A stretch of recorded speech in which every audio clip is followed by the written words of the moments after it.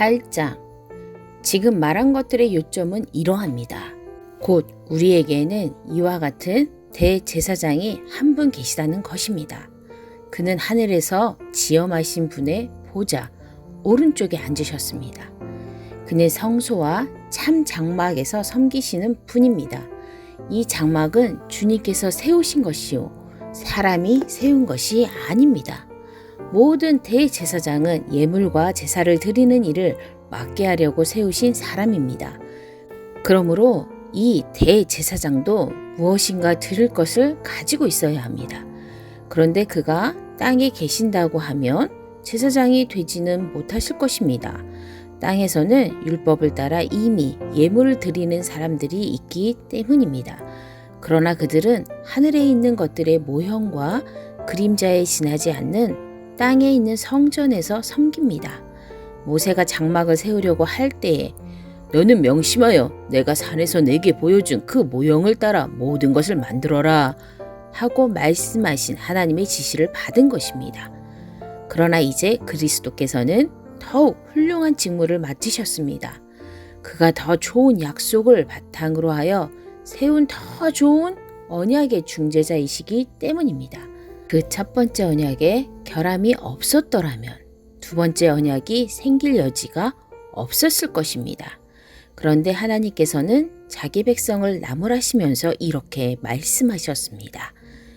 주님께서 말씀하신다. 보아라, 날이 이를 것이다. 그때에 내가 이스라엘 집과 유다 집과 더불어 새 언약을 맺을 것이다.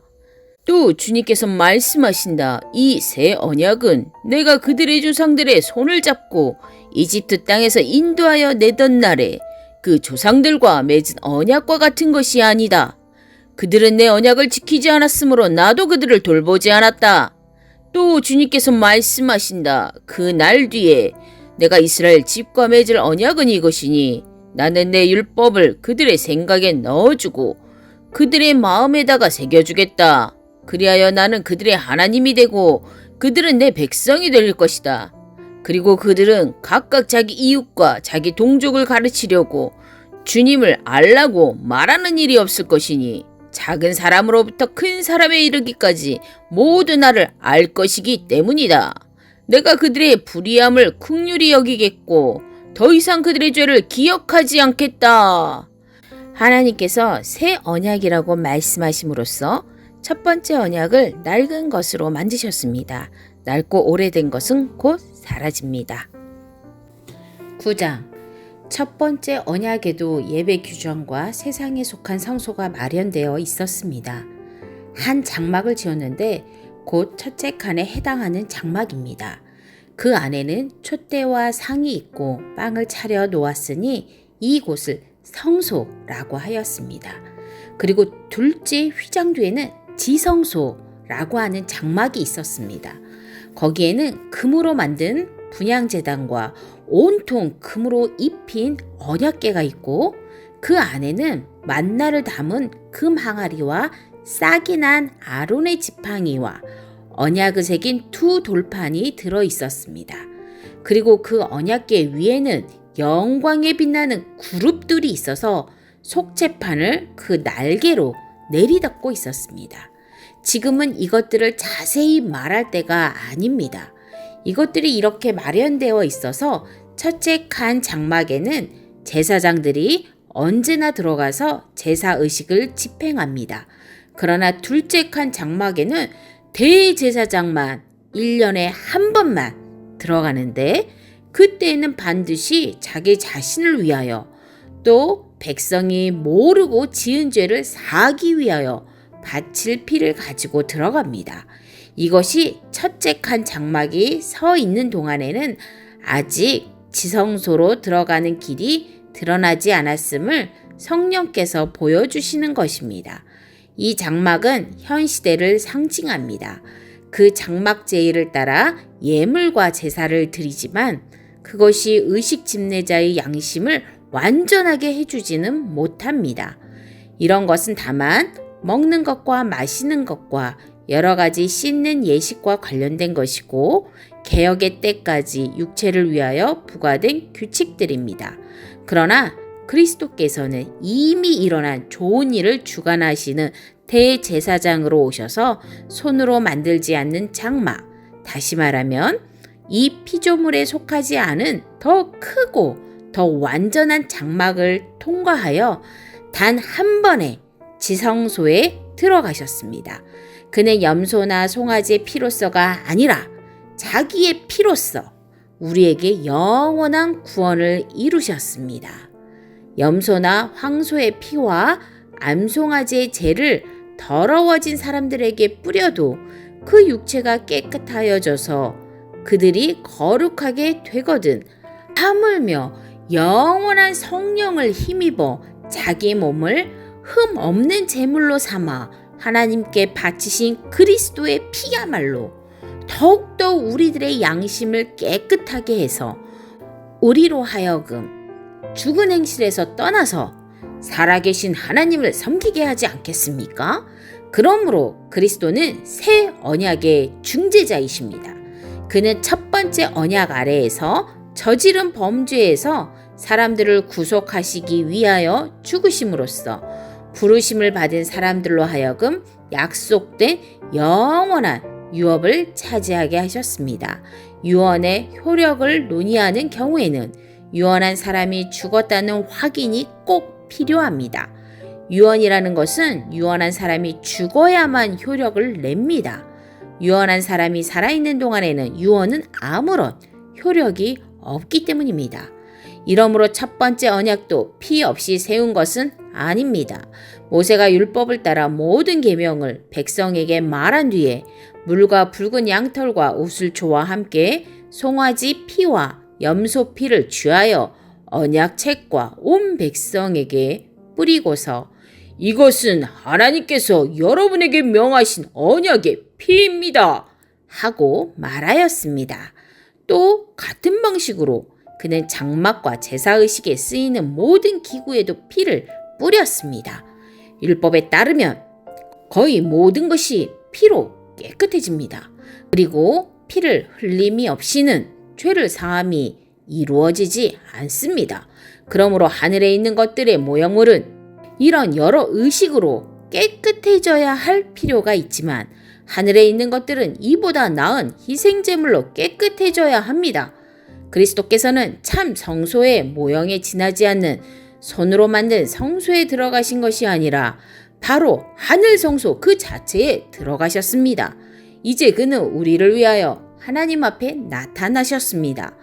대제사장은 해마다 짐승의 피를 가지고 성소에 들어가지만 그리스도께서는 그 몸을 여러 번 바치실 필요가 없습니다.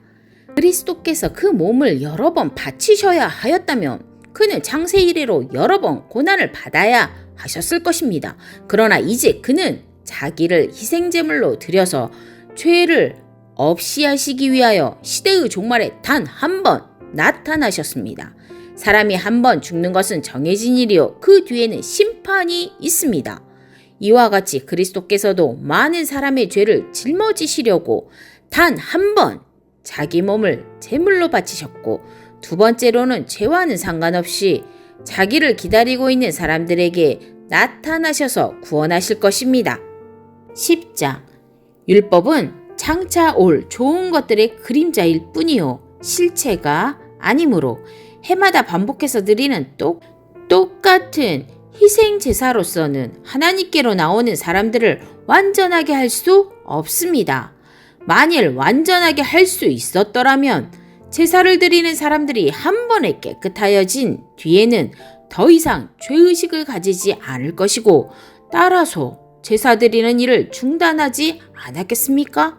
그러나 제사에는 해마다 죄를 회상시키는 효력은 있습니다.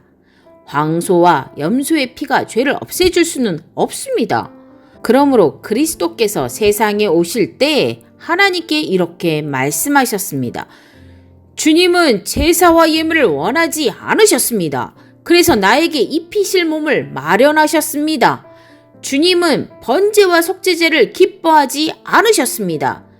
그래서 내가 말하였습니다. 보십시오 하나님, 나를 두고 성경에 기록되어 있는 대로 나는 주님의 뜻을 행하려 했습니다. 위에서 그리스도께서 주님은 제사와 예물과 번제와 속죄제를 원하지도 기뻐하지도 않으셨습니다. 하고 말씀하셨습니다. 이런 것들은 율법을 따라 드리는 것들입니다. 그 다음에 말씀하시기를 보십시오. 나는 주님의 뜻을 행하러 왔습니다. 하셨습니다. 그리스도께서는 두 번째 것을 세우시려고 첫 번째 것을 폐하셨습니다. 이 뜻을 따라 예수 그리스도께서 자기 몸을 단번에 들이심으로써 우리는 거룩하게 되었습니다. 모든 제사장은 날마다 제단에 서서 직무를 수행하면서 똑같은 제사를 거듭 드리지만 그러한 제사가 죄를 없앨 수는 없습니다. 그러나 그리스도께서는 죄를 사하시려고 단 한 번에 영원히 유효한 제사를 드리신 뒤에 하나님 오른쪽에 앉으셨습니다. 그리고서 그는 그의 원수들이 그의 발 아래에 굴복할 때까지 기다리고 계십니다. 그는 거룩하게 되는 사람들을 단 한 번의 희생제사로 영원히 완전하게 하셨습니다. 그리고 성령도 우리에게 증언하여 주십니다. 먼저 이렇게 말씀하셨습니다. 주님께서 말씀하신다. 그날 이후에 내가 그들에게 세워줄 언약은 이것이다. 나는 내 율법을 그들의 마음에 박아주고 그들의 생각에 새겨주겠다. 또 나는 그들의 죄와 불법을 더 이상 기억하지 않겠다. 죄와 율법이 용서되었으니 죄를 사하는 제사가 더 이상 필요 없습니다. 그러므로 형제자매 여러분, 우리는 예수의 피를 힘입어서 담대하게 지성소에 들어가게 되었습니다. 예수께서는 휘장을 뚫고 우리에게 새로운 살 길을 열어주셨습니다. 그런데 그 휘장은 곧 그의 육체입니다. 그리고 우리에게는 하나님의 집을 다스리시는 위대한 제사장이 계십니다. 그러니 우리는 확고한 믿음을 가지고 참된 마음으로 하나님께 나아갑시다. 우리는 마음에다 예수의 피를 뿌려서 죄책감에서 벗어나고 맑은 물로 몸을 깨끗하게 씻었습니다. 또 우리에게 약속하신 분은 신실하시니 우리는 흔들리지 말고 우리가 고백하는 그 소망을 굳게 지킵시다. 그리고 서로 마음을 써서 사랑과 선한 일을 하도록 격려합시다. 어떤 사람들의 습관처럼 우리는 모이기를 그만하지 말고 서로 격려하여 그 날이 가까워 오는 것을 볼수록 더욱 힘써 모입시다. 우리가 진리에 대한 지식을 얻은 뒤에도 짐짓 죄를 짓고 있으면 속죄의 제사가 더 이상 남아있지 않습니다. 남아있다고 예상할 수 있는 것은 무서운 심판과 반역자들을 삼킬 맹렬한 불뿐입니다. 모세의 율법을 어긴 사람도 두세 증인의 증언이 있으며 가차없이 사형을 받는데 하나님의 아들을 짓밟고 자기를 거룩하게 해준 언약의 피를 대수롭지 않게 여기고 은혜의 성령을 모욕한 사람은 얼마나 더 무서운 벌을 받아야 하겠는가를 생각해 보십시오. 원수를 갚는 것은 내가 할 일이니 내가 갚아주겠다 하고 말씀하시고 또 주님께서 그의 백성을 심판하실 것이다 하신 분을 우리는 알고 있습니다. 살아계신 하나님의 징벌하시는 손에 떨어지는 것은 무서운 일입니다. 여러분은 빛을 받은 뒤에 고난의 싸움을 많이 견디어낸 그 처음 시절을 되새기십시오. 여러분은 때로는 모욕과 환난을 당하여 구경거리가 되기도 하고 그런 처지에 놓인 사람들의 친구가 되기도 하였습니다. 여러분은 감옥에 갇힌 사람들과 고통을 함께 나누었고 또한 자기 소유를 빼앗기는 일이 있어도 그보다 더 좋고 더 영구한 재산이 있다는 것을 알고서 그런 일을 기쁘게 당하였습니다. 그러므로 여러분의 확신을 버리지 마십시오. 그 확신에는 큰 상이 붙어 있습니다. 여러분이 하나님의 뜻을 행하고서 그 약속해 주신 것을 받으려면 인내가 필요합니다. 이제 아주 조금만 있으면 오실 분이 오실 것이요 지체하지 않으실 것이다. 나의 의인은 믿음으로 살 것이다. 그가 뒤로 물러서면 내 마음이 그를 기뻐하지 않을 것이다. 우리는 뒤로 물러나서 멸망할 사람들이 아니라 믿음을 가져 생명을 얻을 사람들입니다.